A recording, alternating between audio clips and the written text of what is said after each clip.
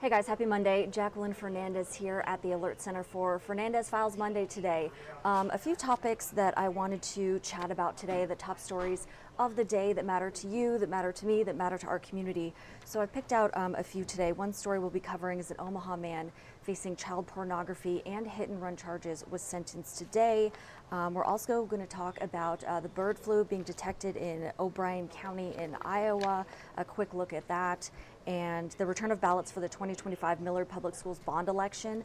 That is something we've been covering extensively here and something we want to keep you tuned into to the correct ways to drop off your ballot and just make sure that you're ready for those deadlines, etc. And then, of course, just ending the Alert Center here with a look at your Monday forecast, looking into the work week, etc. So, all right, so starting out with our first Fernandez file today, if you will, we're going to talk about this Omaha man who was facing child pornography hit and run charges who was sentenced. So we do have this story available for you on our website. That's firstalert6.com. So as we head over there, I kind of just paused this video to just kind of give you a mugshot here, but this is the man who pled guilty to hit and run and child pornography charges. He was sentenced this morning. He's 24-year-old Edwin Udhus, and he was sentenced to 4 years probation and now must register as a sex offender for 3 counts of possession of child pornography.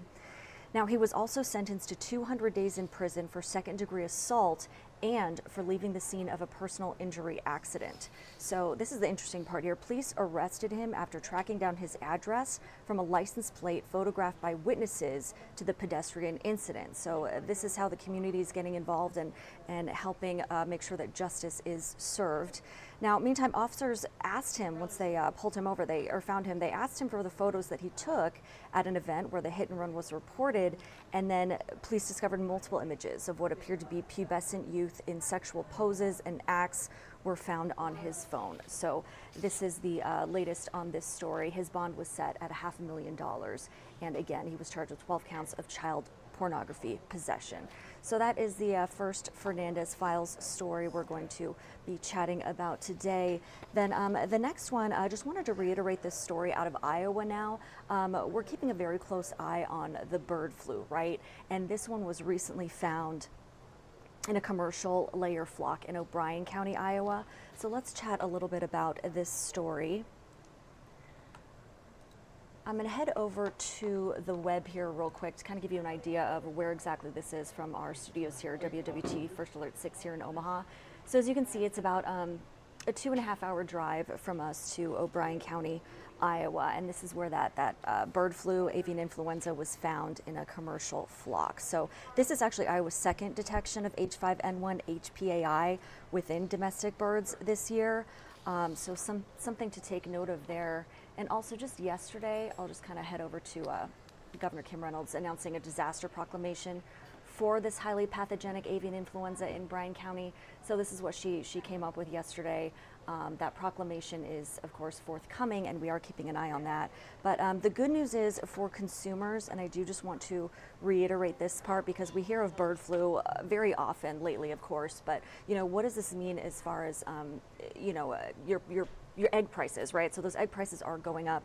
That is one of the economic indicators. But as far as food safety goes, at this point, we're told it is safe to enjoy eggs and poultry products. So you don't have to worry about, perhaps skipping that chicken meal or that egg or eggs when you're at the grocery store. But again, those prices are going up because of this avian influenza. Also, the CDC issued a report saying that this avian influenza, the threat to the general public remains increasingly low. So very low threat to humans as far as snagging this bird flu and getting that. But just wanted to let you know what was happening in O'Brien County, Iowa there. Getting my papers mixed up here, bear with me. Okay, now we're talking about the 2025 Millard Public Schools bond election. So this is also something that I wanted to just chat with you about a little bit here. So let's head over. Let's go online and take a closer look. So this is the Millard Public Schools website for you. It's mpsomaha.org. And this is about the 2025 bond election. So Millard is basically seeking a bond to improve safety and security and meet renovation and maintenance needs. The interesting thing about this election, it's a bond election, so it's on Tuesday, February 11th, and this election is entirely covered by mail, so no polling places are going to be open. The election involves voters living in Douglas and Sarpy counties, and keep in mind there are some dates with this. So all voted ballots must be returned to your respective election office or ballot drop box no later than Tuesday, February 11th. So that is coming up here. 5 p.m. is the deadline for that, and you do have multiple areas where you can drop off your ballot if you'd like to drop them off in person. They should be available 24 hours, 7 days a week. The U.S. Postal Service, though, recommends mailing ballots no later than February 4th, okay? So that is coming up right around the corner. Today is the 3rd, so Tuesday, tomorrow is your last day, I should say, to be able to mail in your ballot for this Millard 2025 public school bond election.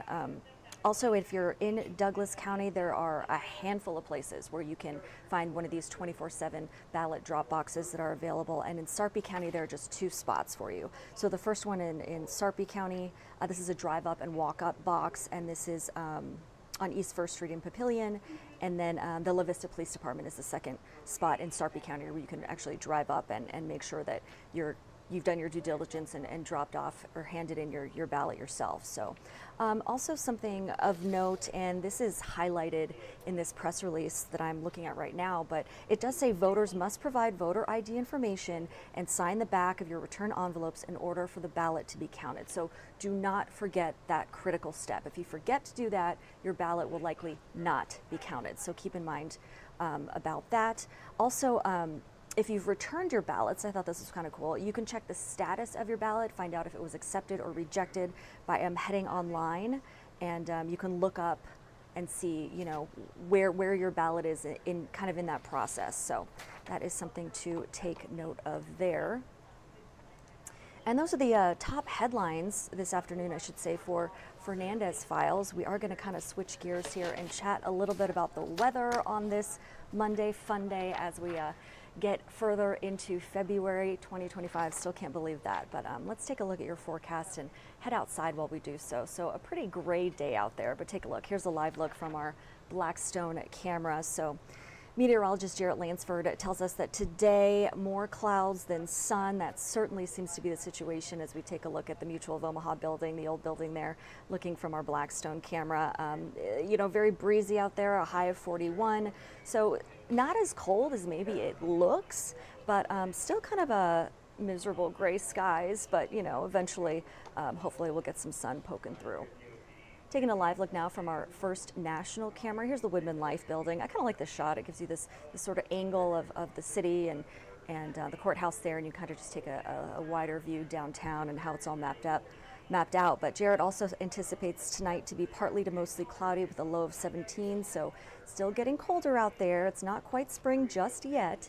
And then as we head to 90th and Dodge, another gray shot for you today, but the American flag blowing in the wind, so it is breezy, as Jarrett mentioned. So another shot for you here at 90th and Dodge. There's the traffic, okay, flowing smoothly for us. Tuesday, Jarrett anticipates mostly cloudy, a high of 30, and then Wednesday, cloudy with spotty, freezing drizzle possible. Oh, that sounds awful, with a high of 30. So brace yourself for Wednesday. But today, tonight, and Tuesday, seemingly all right so far. So we'll take what we can get here as we enter into the month of February. Now, in the meantime, just want to say thank you so much for joining us here at the Alert Center. And please do make sure you stay tuned for our broadcast at 3 o'clock. We'll see you then.